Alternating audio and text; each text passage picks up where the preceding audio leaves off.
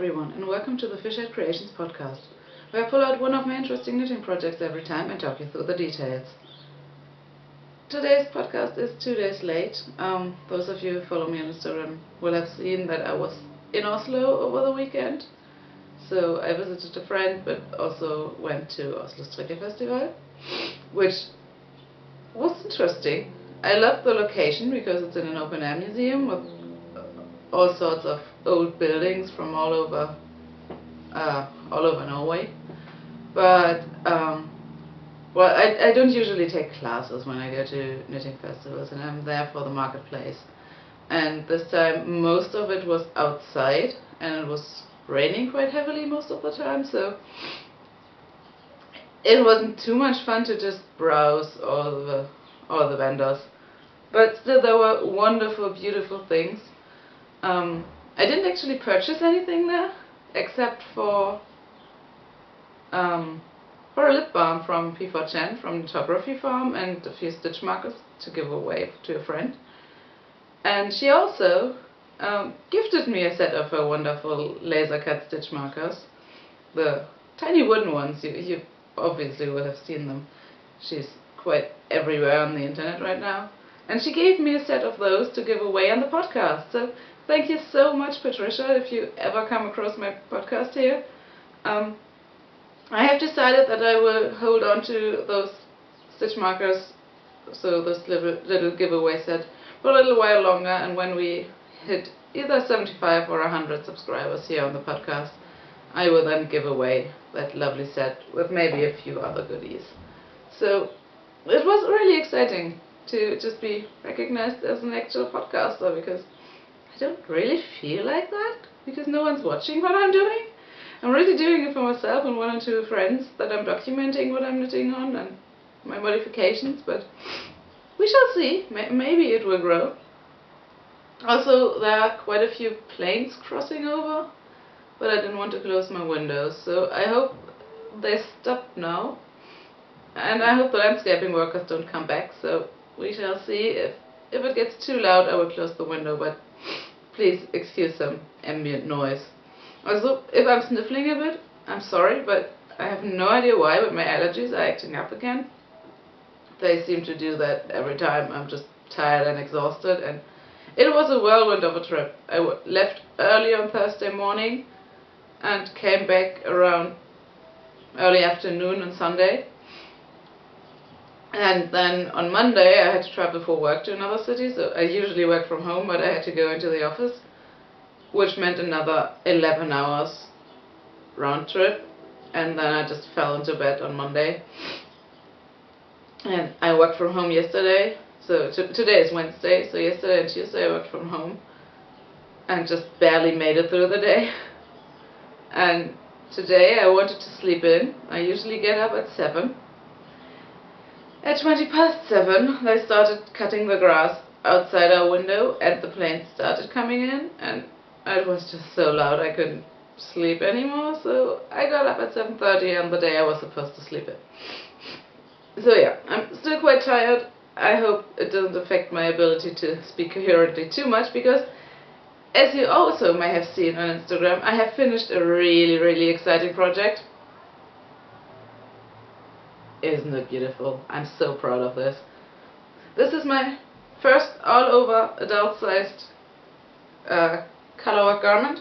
I have done many a yoke, as you may have seen from previous posts and Instagram and from my projects on Ravelry, but this is my first adult-sized all-over colourwork. I think I have done one or two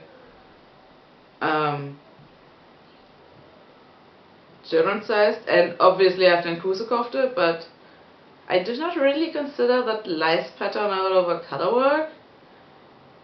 This is all-over involved colourwork with really long floats in some places. They go up to 17 stitches sometimes. This is knit at a 24 stitch gauge, so quite a few stitches per round. The yarn is Roma Fino PT2. In the colorways only have numbers, so something 400. it's linked on my project page, which I will link to as always in the description box under the video. So it's just a dark and a light grey. It is a grey, not a cream or anything. It's really a nice cool grey, the light one, which I'm very happy with. And well, while this obviously was quite involved just from the color work, it's even more interesting if you look at the construction. So this whole thing is knit bottom up. You are told to start with the body, which for one I did. I tend to prefer starting with the sleeves, but for this one I started with the body. It has quite a bit of 2x2 rib at the bottom, and then there is waist shaping, so the rib is supposed to sit at your natural waist and it only increases out after the rib, which is what I did. And then from the underarms the whole thing is knit flat. So a lot of purling and color work, but I did not want to alter this because it has really nice set-in sleeves with kind of those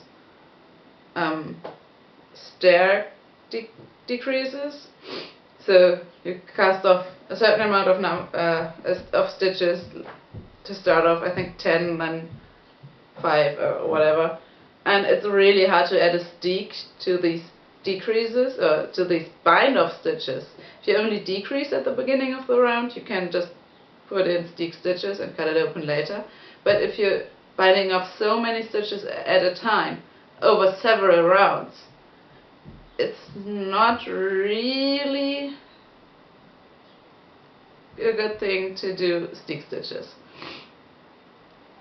You would have to cast them off and cast them on again every row, and I couldn't be bothered, and I just decided to knit it flat. And I don't think you can see much of a difference between the lower body here, which is knit in the round, and the upper body, which is knit flat. So I obviously had my tension under control, kind of. I'm really quite pleased with it. So what I did first was knit the back because it's easier. It's just one row back and forth, and then somewhere at this point you finish both shoulders separately with a slight slope in the bind off, so they are quite anatomically shaped shoulders with a strange bump somewhere here from how it lay when it was blocking, obviously, because of course, where do cats sleep? On still damp blocking garments. So Loki lay on this shoulder and it developed some kind of bump, but I think that will just straighten itself out when I'm actually wearing it, so I'm not too worried about it. Then the more interesting part was the front, because I was on different rows for both sides when I was knitting this. So my beginning of the row was still in the middle, and then I would knit back and forth, and then back and forth on another row of the pattern, which did require quite a bit of concentration. And also the pattern for this one, which I didn't even say the name of the garment, did I? It's Oddvars peneste kofte from the first kofte book by, how are they called? Those two Norwegian ladies who gather amazing traditional cardigan patterns and put them into modern shapes and modern yarns and modern pattern writing styles. It's from the first book, and I knew I wanted to knit this before I even bought the book. Ages ago, Skandia had started, I think, a sleeve of this, and then ripped it out, and from that moment on I really wanted to knit this pattern. And then in May, when I was in Oslo, I decided to buy the book, which is really expensive but contains a ton of beautiful patterns, and then also buy the yarn for it and just go ahead and finally make this. So here it is. While I was knitting on this, I always had to keep the book open on my knees, which is not the most comfortable knitting spot, and then I was on different rows for both sides. So the fronts took some time because they required so much effort and thinking and concentration, but it's totally worth it. And obviously from somewhere around here you finish both shoulders separately again and do the same sloped bind off for the shoulders. Then I picked up for the neckline first, which is just picked up around. You leave some stitches live around the neck and also at the front, just at the top where you start working the shoulders separately.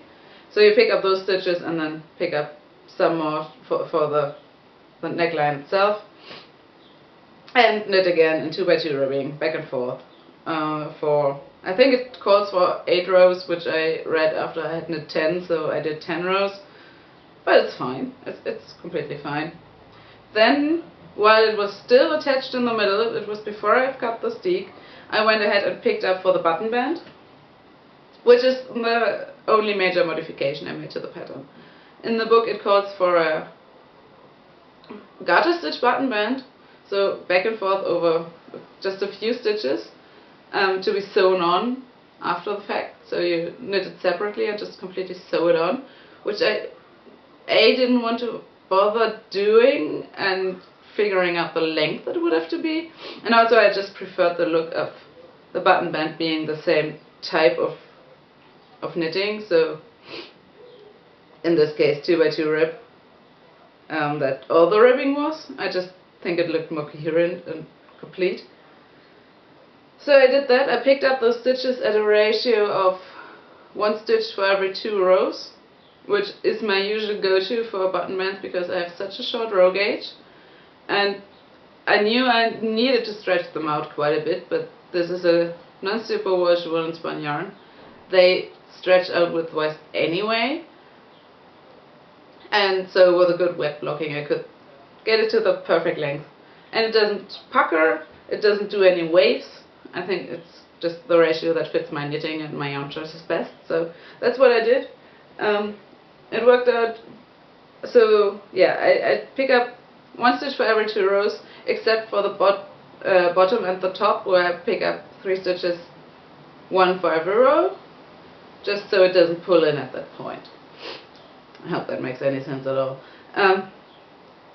But then I think it's just 18 rows or so until I got the width I wanted, and the garter button band would have had. And I put in the 7 buttonholes it calls for. I really like that distance, and I did that before cutting the steek. I then went ahead and knit the sleeves, which are also done obviously in color work, and the sleeve cap, they are knit in the round until the underarm, and then the sleeve cap is done flat again because you have to mirror the bind-offs of the armhole, so those steps, which by that point didn't bother me that much because I had done all the body already. I was quite worried because up to this point everything was just written in knit until it measures X centimeters, and then the sleeve cap decreases are written by row, so just do A for X amount of rows, then do B for Y amount of rows, etc. And I was quite worried because of my short row gauge that it wouldn't fit, but actually the sleeve cap fitted perfectly. So if I ever want to do a satin sleeve again at this gauge, I know I have my template done, which is a good thing to have, because you know I tend to often alter, modify, design my own things, and it's good to have a go-to sleeve cap shape, and I will wear this and I will test this shape and I will probably reuse it. Yeah, the sleeves start with quite few stitches, then increase quite rapidly before the color work starts, and then slowly along the bottom of the sleeve. As usual, there's nothing too surprising about these sleeves. They are just a standard sleeve shape for a satin sleeve, which is then of course sewn in. I just used the same yarn. I used metro stitch, and I think it worked out quite well. I think I'm off by 1 or 2 stitches between both sleeves. I pinned it in using a ton of stitch markers, but still couldn't get it exactly right. But I don't think it's off in a way that's actually noticeable, so I'm quite happy with that. And I'm so happy that the long floats don't show up, because I had to catch my 17 stitch floats several times obviously, and I think it worked out so well that they don't show on the front. These buttons I actually got in Oslo, but in one of the smaller yarn stores, not at the festival. They are just simple metal shank buttons, which I really, really like. And they do unbutton. It's not another Belmont scenario. They can actually be opened and closed again. And I think this little swirl in the metal just mirrors the colourwork pattern quite well. And what I really like about this pattern is it's completely centered. So the body has one purl stitch as a fake seam, and as you can see if I pull it apart, the pattern doesn't go just across. You start again after that side seam at a different point of the chart. So it's centered at the front, but also centered at the back, and that's done for every size, which I really, really liked. It's just that attention to detail by the designers is incredible. And what else? Same goes for the sleeves. It is centered at the top of the sleeve, so you can see it's always half a repeat. Well, it's not folded perfectly, but this repeat is just the middle of the sleeve. I really like that. Makes seaming a lot easier if it's centered, and it just looks so much better if a pattern is actually centered. And I'm happy if I don't have to do all that thinking and shifting around myself. So kudos to the designers. It's a really well done design. It's written in a very shorthand style, as is typical of Scandinavian patterns, but every detail is there, every detail is clear, and obviously the book is so far only available in Norwegian, but I have now knit from several Norwegian patterns, and I don't speak Norwegian. I can read it quite well, and it's really no issue at all to follow it. I think you would even be able to follow it just using Google Translate. It shouldn't be too hard, because it's not so wordy. It's just basic information, basic phrases of instructions.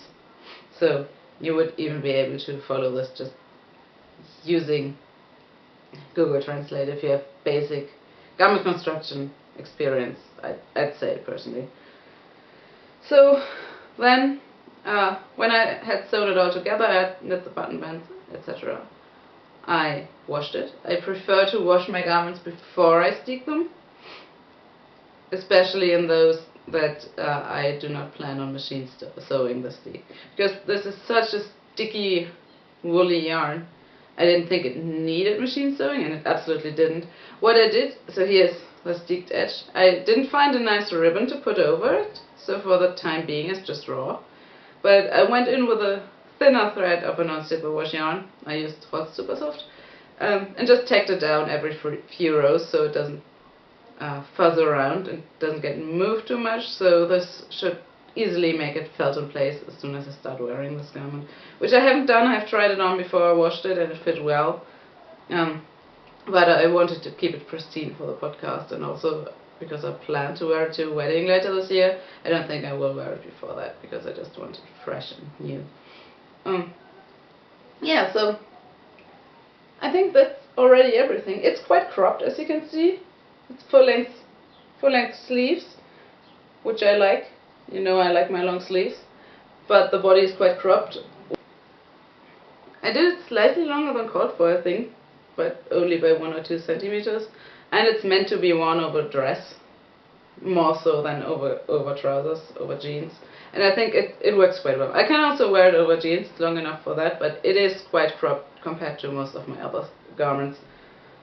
But I'm still experimenting with new shapes and styles, as I already said last episode about the Belmont, and I think this one fits in right in between.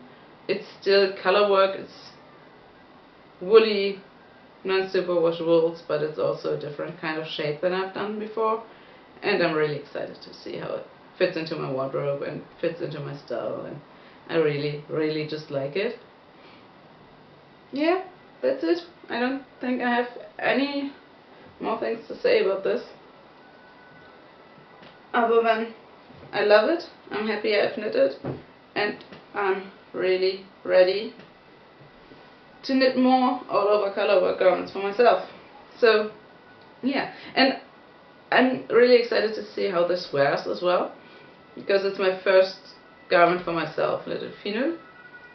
I have brought back 2 sweaters quantities of the yarn, or rather I stocked up on my leftovers to bring them up to another sweaters quantity, so there will be another all over colorwork garment in the same colors, and then I brought a sweaters quantity of another color of finu. So there will be more finu in my wardrobe and in my knitting as soon as I finished the 3 garments on my needles at the moment. I once had a rule that only 1 garment was allowed to be on my needles at one time, but that seems to have gone out of the window. I still really like them. I really want to reduce the number on the needles though. I'm not too happy. I'm looking over there because that's where my whips all live, in a small cupboard, and I feel like this cupboard is staring at me and wants to be emptied from all the garment whips, so I better be cracking on with that. I have another train journey coming on this weekend, so I will take one of the easier projects, which will be a yoked cardigan, which is currently at the stage where I'm knitting the body and the sleeves, just plain stockinette in the round. So perfect travel project. I will take that one with me and probably make decent progress on it, although I might just end up falling asleep again on the train because it goes so early in the morning. We shall see. I usually knit on trains, so, and it's a lot nicer to knit on a train than on a plane because you don't have to worry about what you're taking. That aside, thank you so much for watching. As always, I will link below to the pattern information, to my project page, to my Instagram, which is @Caledoniana, and to the Ravelry group, which is the Fishhead Creations group on Ravelry, where you can also find me as Oopsie. You will, as always, find the links below, you know the drill. And yeah, I apologize for being 2 days late, and I'm going through some changes with my job, probably already next week. So we shall see what day I settle on as a recording day, but I really want to keep going with this, and I'm really happy to have restarted. So thank you all. Thank you especially to Carrie, who talked me into it and always comments on every video. I absolutely appreciate it. You're the best fiber auntie in the world. And yeah, I will talk to you next week. Thank you. Bye.